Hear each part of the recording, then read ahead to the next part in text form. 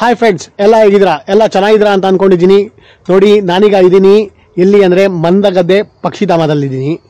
ಹೌದು, ಈ ಜಾಗ ಇರೋದು ಎಲ್ಲಿ ಅಂದರೆ ಶಿವಮೊಗ್ಗ ತೀರ್ಥಹಳ್ಳಿ ರೋಡಲ್ಲಿದೆ. ಇದು ಶಿವಮೊಗ್ಗದಿಂದ ತೀರ್ಥಹಳ್ಳಿಗೆ ಹೋಗೋ ರೋಡಲ್ಲಿ ನೋಡಿ, ಅದೇ ಇದು ರೋಡ್. ಶಿವಮೊಗ್ಗದಿಂದ ತೀರ್ಥಹಳ್ಳಿಗೆ ಹೋಗಬೇಕಾದ್ರೆ ನಮಗೆ ಫಸ್ಟ್ ಸಿಗೋದೆ ಸಕ್ಕರೆಬೈಲು.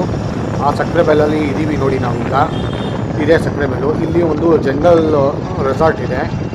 ಅಂದರೆ ಇಲ್ಲಿಗೆ ನಾವು ಸ್ಟೇ ಮಾಡಬೇಕು ಅಂದರೆ ನಾವು ಮುಂಚೆನೇ ಆನ್ಲೈನಲ್ಲಿ ಬುಕ್ ಮಾಡಬೇಕು. ಇದಂತೂ ಸಿಕ್ಕಾಪಟ್ಟೆ ಕಾಸ್ಟ್ಲಿ ರೆಸಾರ್ಟ್ ಇದು. ಏನಿಲ್ಲ ಅಂದರೂ ಮಿನಿಮಮ್ 5,000 ರೂಪಾಯಿ ಮೇಲೆ ಇರ್ತೀವಿ ಒಬ್ರಿಗೆ ಇಲ್ಲಿ ಸ್ಟೇ ಮಾಡಬೇಕು ಅಂದರೆ. ಇಲ್ಲೆಲ್ಲ ಸ್ಟೇ ಮಾಡೋಕ್ಕಾಗಲ್ಲ, ಮುಂದೆ ಹೋಗೋಣ ಬನ್ನಿ. ಇಲ್ಲಿ ಆನೆ ಬಿಡಾರ ಇದೆ ಇಲ್ಲಿ ಎದುರುಗಡೆ. ಅಂದರೆ ಇದು 1:15 ಕ್ಲೋಸ್ ಅಂತೆ, ಮಧ್ಯಾಹ್ನ 1:15 ಕ್ಲೋಸ್ ಅಂತೆ ಆನೆ ಬಿಡಾರ. ಈಗ ಟೈಮು 2:30 ಆಗಿರೋದ್ರಿಂದ ಸಕ್ಕರೆಬೈಲು ಎಲಿಫೆಂಟ್ ಬಿಡಾರ ಕ್ಲೋಸ್ ಆಗಿದೆ ಈಗ ಸದ್ಯಕ್ಕೆ. ಮುಂದೆ ಹೋಗೋಣ.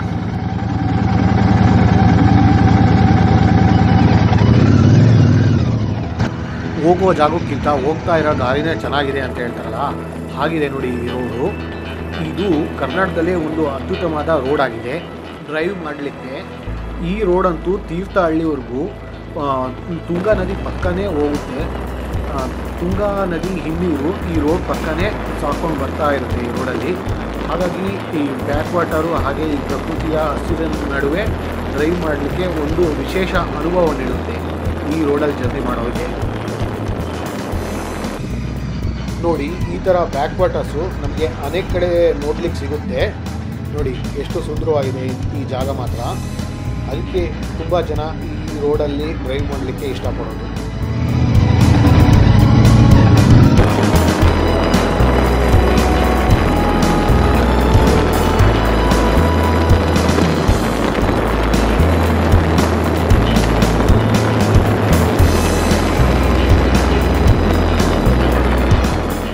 ನಾನೀಗ ಹತ್ತತ್ರ ಮಂದಗಡ್ಡೆ ಪಕ್ಷಿಧಾಮದ ಹತ್ರ ಬಂದಿದ್ದೀನಿ. ಪಕ್ಷಿಧಾಮದಲ್ಲಿ ಪಕ್ಷಿಗಳು ಎಷ್ಟಿದ್ದಾವೆ ಅಂತ ನನಗೂ ಗೊತ್ತಿಲ್ಲ. ಬನ್ನಿ ನೋಡೋಣ ಮಂದಗಡ್ಡೆ ಪಕ್ಷಿಧಾಮ. ನಾನೀಗ ಇದ್ದೀನಿ ಎಲ್ಲಿ ಅಂದರೆ ಮಂದಗದ್ದೆ ಪಕ್ಷಿಧಾಮದಲ್ಲಿದ್ದೀನಿ. ಹೌದು, ಈ ಜಾಗ ಇರೋದು ಎಲ್ಲಿ ಅಂದರೆ ಶಿವಮೊಗ್ಗ ತೀರ್ಥಹಳ್ಳಿ ರೋಡಲ್ಲಿದೆ. ಇದು ಶಿವಮೊಗ್ಗದಿಂದ ತೀರ್ಥಹಳ್ಳಿಗೆ ಹೋಗೋ ರೋಡಲ್ಲಿ ನೋಡಿ, ಅದೇ ಇದು ರೋಡು. ಆ ರೋಡಲ್ಲಿ ಮಂದಗಡ್ಡೆ ಪಕ್ಷಿಧಾಮ ಅಂತ ಇದೆ. ಇಲ್ಲಿಂದ 62 ಕಿಲೋಮೀಟರ್ ಮುಂದೆ ಹೋದರೆ ನಮಗೆ ಆಗುಂಬೆ ಸಿಗುತ್ತೆ. ಇನ್ನೂ 63 ಕಿಲೋಮೀಟರ್ ಮುಂದೆ ಹೋದರೆ ಕುಂದಾದ್ರಿ ಬೆಟ್ಟ ಸಿಗುತ್ತೆ. ಈಗ ಸದ್ಯಕ್ಕೆ ನಾವೀಗ ಮಂದಗಡ್ಡೆ ಪಕ್ಷಿಧಾಮದಲ್ಲಿದ್ದೀವಿ. ಪಕ್ಷಿಧಾಮ ಹೆಂಗಿದೆ ಅಂತ ತೋರಿಸ್ತೀನಿ ಬನ್ನಿ ನಿಮಗೆ. ನೋಡಿ, ಇಲ್ಲಿ ನಮ್ಮ ಎದುರಿಗೆ ಹರಿತಾ ಇದೆ, ಇದು ತುಂಗಾ ನದಿ. ಇದು ತುಂಗಾ ನದಿ ರಿಸರ್ವರ್ ಅಂದರೆ ತುಂಗಾ ಡ್ಯಾಮಲ್ಲಿ ನೀರು ನಿಲ್ಲಿಸಿರೋದ್ರಿಂದ ಸ್ವಲ್ಪ ನೀರು ಜಾಸ್ತಿ ಕಾಣ್ತಾ ಇದೆ ನಮಗೆ ಇಲ್ಲಿ. ನೋಡಿ, ಪಕ್ಷಿಗಳು ಜಿನಿ ಗುಯಿ ಕುಯಿ ಕುಯಿ ಅಂತ ಸೌಂಡು ಚಿಲಿಪಿಲಿ ಕೇಳಿಸ್ತಾ ಇದೆ ಪಕ್ಷಿಗಳದ್ದು. ಹುಳಗಳು ಎಲ್ಲ ಸೌಂಡ್ ಕೇಳಿಸ್ತಾ ಇದೆ ನೋಡಿ.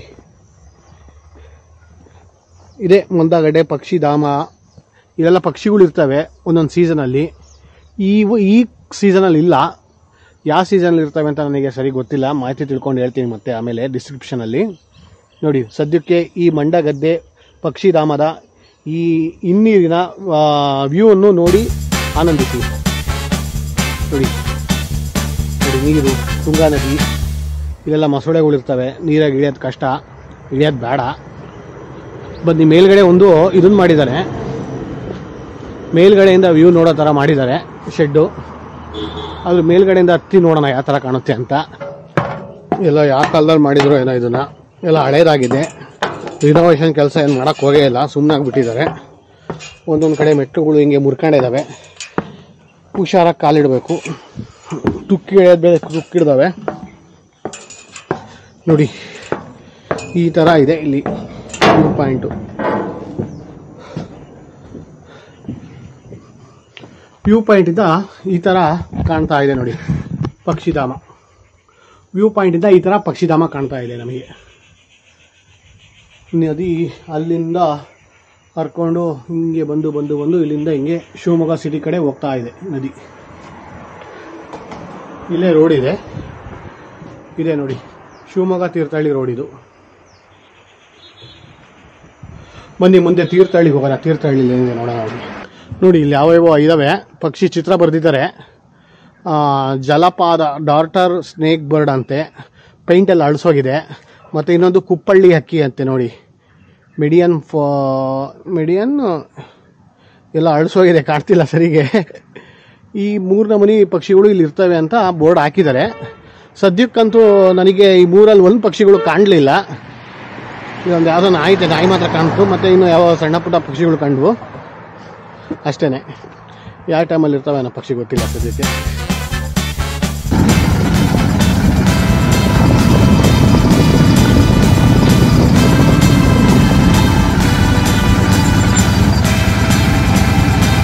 ಹಾಯ್ ಫ್ರೆಂಡ್ಸ್, ನಾನೀಗ ಕುಪ್ಪಳ್ಳಿಗೆ ಹೋಗ್ತಾ ಇದ್ದೀನಿ. ಕುಪ್ಪಳ್ಳಿಲಿ ಪುಟ್ಟಪ್ಪರ ಮನೆಗೆ ಹೋಗ್ತಾ ಇದ್ದೀನಿ. ಪುಟ್ಟಪ್ಪ ಅಂದರೆ ನಿಮಗೆಲ್ಲ ಗೊತ್ತಿರೋದೇನೆ, ಯಾರಂದರೆ ನಮ್ಮ ನಾಡ ಕವಿ ಕುವೆಂಪು ಅವರ ಮನೆಗೆ ಹೋಗ್ತಾ ಇದ್ದೀನಿ. ನೋಡಿ, ನಾನೀಗ ತುಂಗಾ ನದಿ ಬ್ರಿಡ್ಜ್ ಮೇಲಿದ್ದೀನಿ, ಅಂದರೆ ತುಂಗಾ ನದಿ ಸೇತುವೆ ಮೇಲಿದ್ದೀನಿ. ನಾನೀಗ ಇಲ್ಲಿಂದ ಒಂದು 30 ಕಿಲೋಮೀಟರ್ ಅಂದರೆ ನಮಗೆ ಕುಪ್ಪಳ್ಳಿ ಸಿಗುತ್ತೆ. ಈಗ ಅಲ್ಲಿಗೆ ನಾನು ಹೋಗ್ತಾ ಇದ್ದೀನಿ. ಬನ್ನಿ ನಿಮಗೂ ತೋರಿಸ್ತೀನಿ, ಅಲ್ಲಿಗೆ ಹೋಗೋಣ.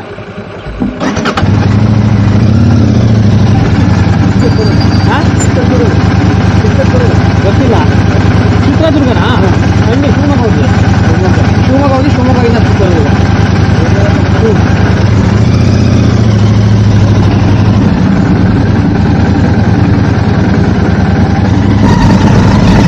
ಯಾರೋ ಗೊತ್ತಿಲ್ಲ, ಚಿತ್ರದುರ್ಗ ಅಡ್ರೆಸ್ ಕೇಳಿದ್ರು. ಶಿವಮೊಗ್ಗಕ್ಕೆ ಹೋಗಿ ಶಿವಮೊಗ್ಗದಿಂದ ಹೋಗಿ ಚಿತ್ರದುರ್ಗಕ್ಕೆ ಅಂತ ಹೇಳಿದೆ. ಅದೊಂದೇ ರೂಟ್ ಗೊತ್ತಿಲ್ಲ ನನಗೆ, ಇಲ್ಲಿಂದ ರೂಟ್ ಇರೋದು ಗೊತ್ತಿಲ್ಲ ನನಗೆ.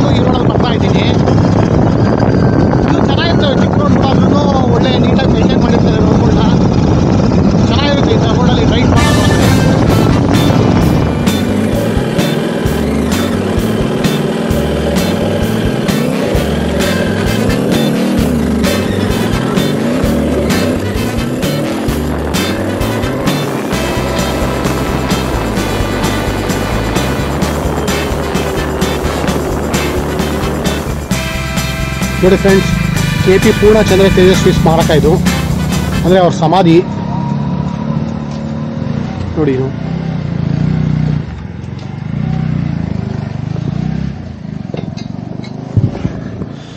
ಪೂರ್ಣಚಂದ್ರ ತೇಜಸ್ವಿ ಅವರು ಕುವೆಂಪು ಅವರ ಮಗ. ಅವರು ಒಬ್ಬ ಮಹಾನ್ ಲೇಖಕ. ನೋಡಿ, ಅವರ ಸಮಾಧಿನ ಈ ಥರ ಮಾಡಿದ್ದಾರೆ ನೋಡಿ, ಈ ರೀತಿ ಮಾಡಿದ್ದಾರೆ ನೋಡಿ ಪೂರ್ಣಚಂದ್ರ ತೇಜಸ್ವಿ ಅವರ ಸಮಾಧಿನ ನೋಡಿ.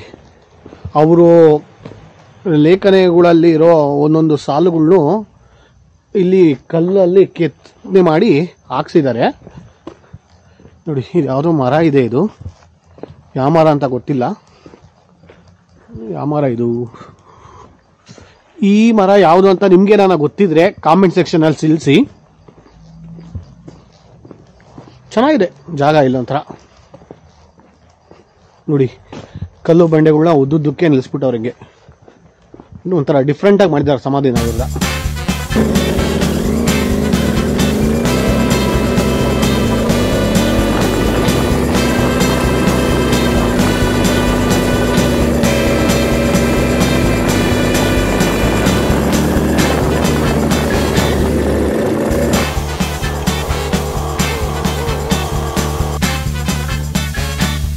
ನೋಡಿ, ಇದು ಕವಿಶೈಲದ ಪಾರ್ಕಿಂಗ್ ಏರಿಯಾ ಈ ಥರ ಇದೆ ನೋಡಿ. ಕವಿಶೈಲಕ್ಕೆ ಬಂದಿದ್ದೀನಿ.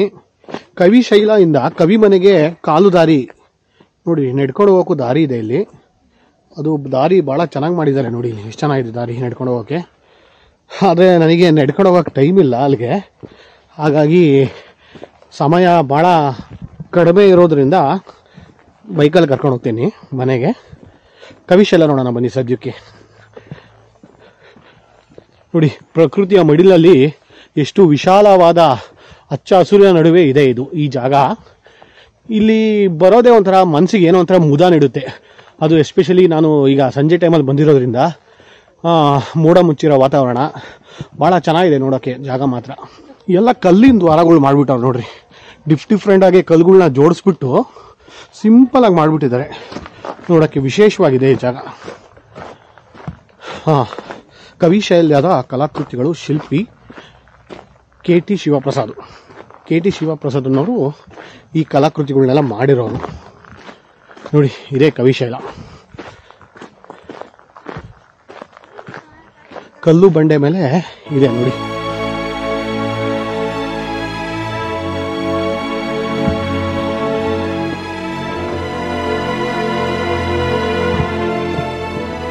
ನೋಡಿ ಯಾವ ಥರ ಮಾಡಿದ್ದಾರೆ ಕವಿಶೈಲ, ಬರೇ ಬಂಡೆಗಳು. ನೋಡಿ, ಇದೆ ಕುವೆಂಪು ಅವರ ಸಮಾಧಿ. ಇದಕ್ಕೆ ಕವಿಶೈಲ ಅಂತ ಕರೆಯೋದು.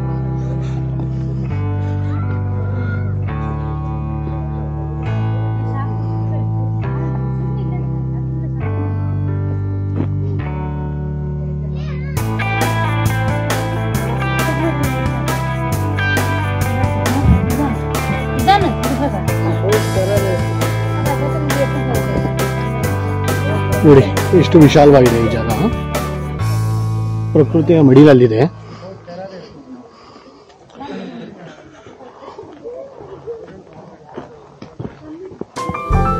ಕವಿಶೈಲ ಧ್ಯಾನಪೀಠ ಇದೆ.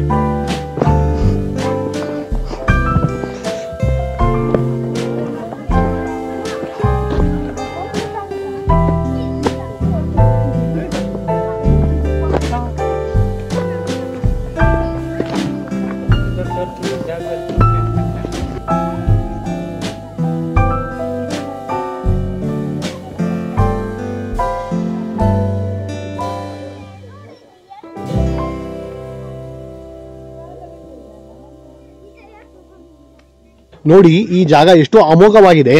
ನೋಡಿ, ಇಂತಹ ಜಾಗದಲ್ಲಿ ಇಂಥ ಬಂಡೆ ಮೇಲೆ ಕುತ್ಕೊಂಡು ಕುವೆಂಪು ಅವರು ತಮ್ಮ ಕವಿತೆಗಳನ್ನ ರಚಿಸ್ತಾ ಇದ್ರು, ಅಂದ್ರೆ ಬರಿತಾ ಇದ್ರು. ಈ ಜಾಗದಲ್ಲಿ ಅವರು ತಮ್ಮ ಎಲ್ಲಾ ಕವಿತೆಗಳನ್ನು ಕವನಗಳನ್ನು ಬರೆದಿರೋದು ಅವರು, ಕುವೆಂಪುನವರು. ನೋಡಿ ಆ ಜಾಗ.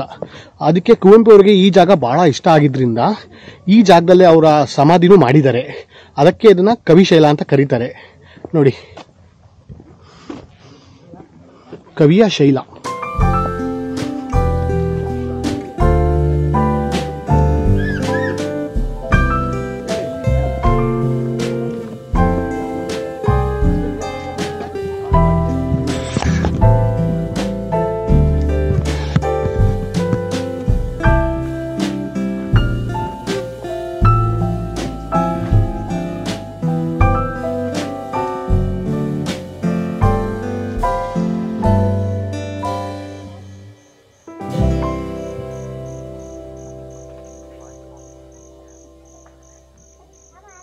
ಹಾಯ್ ಫ್ರೆಂಡ್ಸ್, ನಾನೀಗ ಎಲ್ಲಿದ್ದೀನಿ ಗೊತ್ತಾ?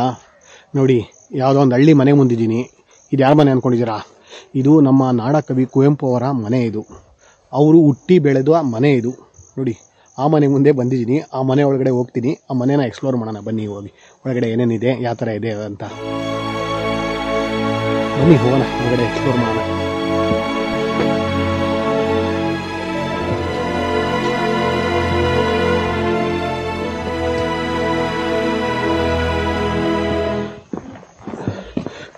ಕವಿ ಮನೆಗೆ ಹೋಗ್ಬೇಕು ಅಂದರೆ ಚಪ್ಪಲಿಗಳನ್ನ ಇಲ್ಲೇ ಬಿಟ್ಟು ಹೋಗ್ಬೇಕು.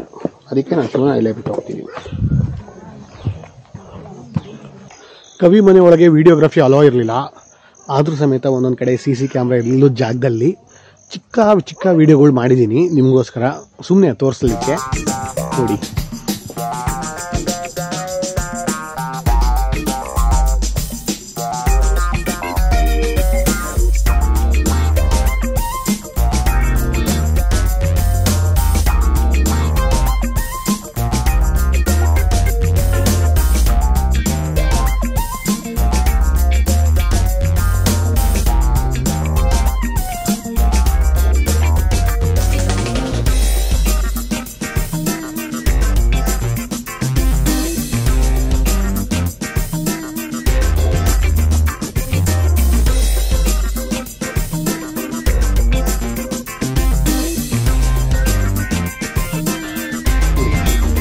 ಹಿತ್ಲು ಬಾಗಿಲಿಂದ ಹೋಗ್ತಾ ಇದ್ದೀನಿ ಹೊರಗಡೆ. ನಾನೀಗ ಆ ಪಕ್ಕದಲ್ಲೇ ತೋಟ ಇದೆ ನೋಡಿ, ಅಡಿಕೆ ತೋಟ ಇದೆ, ಬಾಳೆ ಎಲ್ಲ ವಿಶಾಲವಾಗಿ ಬೆಳೆದಿದೆ. ಎಲ್ಲ ಚೆನ್ನಾಗಿದೆ, ಎಲ್ಲ ಒಳ್ಳೆ ಗ್ರೀನರಿ ಎಲ್ಲ ಇಲ್ಲಿ.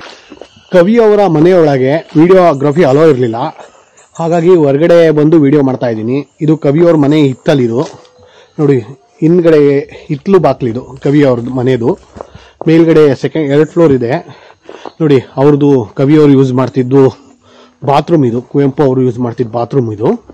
ಅಂದರೆ ಆವಾಗಿನ ಕಾಲಕ್ಕೆ ತಕ್ಕಂತೆ ಒಂದು ರೇಂಜ್ಗಿತ್ತು ಅನಿಸುತ್ತೆ. ಇವರು ಸ್ವಲ್ಪ ಅಪ್ಡೇಟ್ ಮಾಡಿದ್ದಾರೆ ಅದನ್ನು ಈಗಿನವರು ನೋಡಿ. ಇದು ಹಳೆಯ ಸ್ನಾನದ ಕೊಠಡಿಗಳು. ನೋಡಿ, ಇದು ಹಳೆ ಬಾತ್ರೂಮು ಈ ಥರ ಇತ್ತು. ಕುವೆಂಪು ಅವರು ಯೂಸ್ ಮಾಡ್ತಾ ಇದ್ದು. ಅಂಡೆ ಒಲೆ ನೋಡಿ, ಅಂಡೆ ಒಲೆ, ತೊಟ್ಟಿ ಎಲ್ಲ ಇದೆ ನೋಡಿ. ಹಿಂದ್ಗಡೆ ಎಲ್ಲ ತೋಟ ಇದೆ. ಎಲ್ಲ ಒಂದು ಕಾಲದಲ್ಲಿ ಕುವೆಂಪು ಅವ್ರದ್ದೇ ಆಗಿತ್ತು ಅನ್ಸುತ್ತೆ. ಈಗ ಎಲ್ಲ ತಮ್ಗಳು ಬಾಗುಕ್ ಹೋಗಿದೆಯಂತೆ ನೋಡಿ. ಟ್ಯಾಂಕು ಎಲ್ಲ ಈಗ ಇಟ್ಟಿರೋದು, ಅವಾಗೆಲ್ಲ ಇರಲಿಲ್ವಲ್ಲ ಟ್ಯಾಂಕು ಎಲ್ಲ. ಇದು ಈಗಿನ ಶೈಲಿಯಲ್ಲಿ ಮಾಡಿರೋ ಟಾಯ್ಲೆಟ್ ಇದು ನೋಡಿ. ಕವಿಯವ್ರ ಮನೆ ಹಿತ್ತಲು ಈ ಥರ ಕಾಣ್ತಾ ಇದೆ.